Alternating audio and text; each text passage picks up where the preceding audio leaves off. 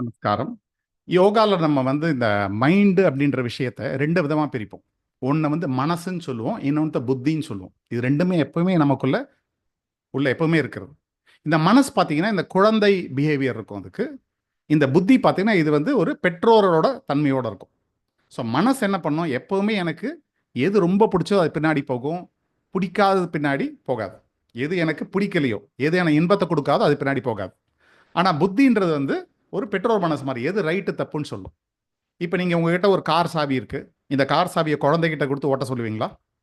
சொல்ல மாட்டோம் இல்லையா? என்ன ஆகும்? ஒரு குழந்தை அதுக்கு ஓட்ட தெரிஞ்சாலும், ஒரு 5வது படிக்கிற பையன் எனக்கு இருக்கான். அவன வச்சு நான் ஓட்ட சொன்னா என்ன ஆகும்?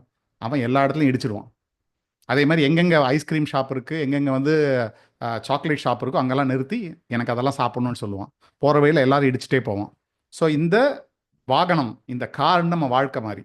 நம்ம வாழ்க்கைய இந்த குழந்தை கையில, இந்த மனசு கையில குடுத்தா, அது வெறும் இன்பத்த தேடி மட்டும் தான் போகும். அதால ஒழுங்கா போ முடியாது. இந்த வாழ்க்கை ஓடாது. புத்தின்றது பேரண்ட். நீங்க ஒரு அடல்ட். நீங்க தான் கார் ஓட்டணும். ஸோ நம்ம வாழ்க்கைன்ற கார அடல்ட் தான் ஓட்டணும். அந்த புத்தி தான் ஓட்டணும். அதாவது இன்டெலெக்ட். அதுக்கு மட்டும் தான் எது ரைட்டு, தப்புன்னு தெரியும். அதனால எப்ப புத்திய ஃபாலோ பண்றோமோ, அப்ப டெஃபினட்டா நம்மளோட வாழ்க்கை ஒரு நல்ல குவாலிட்டியா, நல்ல ஒரு ஹையர் லெவல்ல இருக்கும். எப்ப மனச ஃபாலோ பண்றோமோ, அப்ப நெறைய கெட்டு போறதுக்கான எல்லா காரணமும் உண்டு. அது உணவா இருக்கட்டும், வாழ்க்கை முறையா இருக்கட்டும், எல்லாமே போகும். எப்பவுமே இந்த 2 வ ஆர்கியுமென்ட் நடக்கும்போது, மனச விட்டுட்டு புத்திய ஃபாலோ பண்ண பார்க்கலாம். நன்றி. ஹரி ஓம்.